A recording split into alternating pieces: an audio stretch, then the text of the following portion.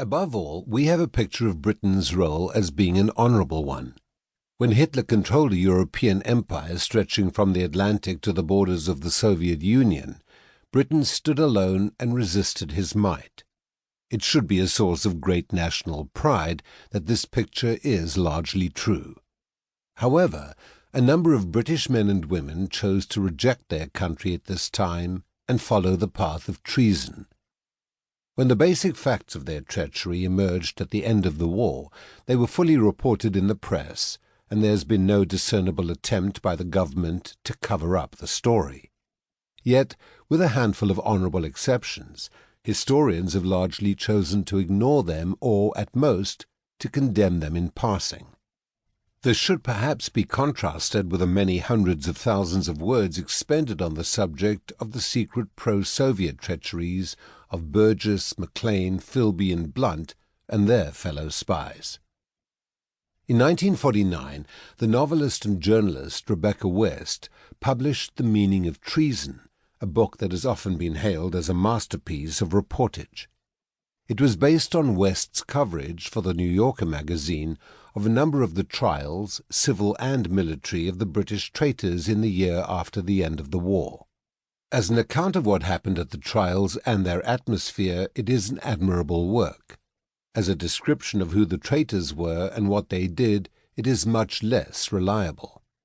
Despite a review in the Sunday Times when the book was published, which suggested that the thoroughness of her investigations is superbly professional, the content of The Meaning of Treason was almost entirely derived from what was read and said in the courtrooms during the proceedings. As a result, there are a considerable number of errors of fact and inference throughout the text.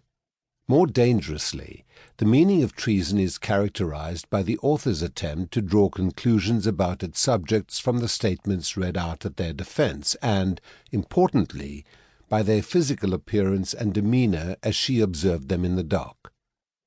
This is certainly an acceptable practice in journalism, but not in history.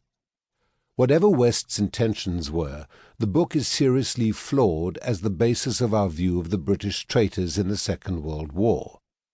Unfortunately, that is what it has become.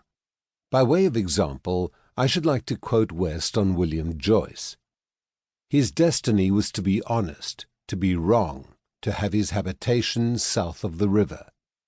Wormwood Scrubs lay on the scabbed edge of London, but nevertheless on the same side of the Thames as the imperial city, so his place was not there. The prison was seized by a spasm of madness and ejected him. The news that Joyce was within its walls spread amongst the other prisoners, and they raged against his presence. This one paragraph sums up what is wrong with the book as a work of history. Rebecca West managed to combine perception and great sensitivity with brazen snobbery and a tendency to flights of fancy that was simply wrong. Joyce was removed from Wormwood Scrubs to Wandsworth because the Scrubs did not possess a gallows with which to hang him. Nevertheless, as an attempt to explain why some Britons chose to side with Hitler, The Meaning of Treason deserves to be treated seriously.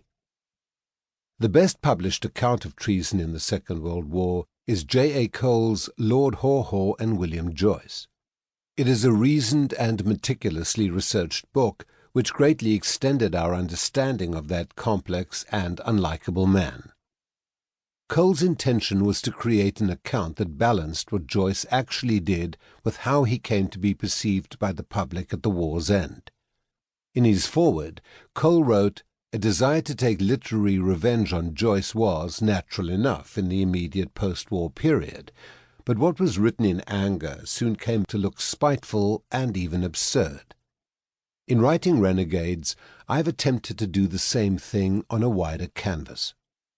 Joyce and his fellow traitors represented a blot on Britain's otherwise largely honourable escutcheon.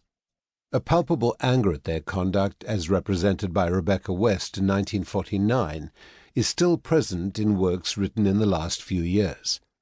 This book is not an attempt to excuse their treason, simply to show what they actually did and why.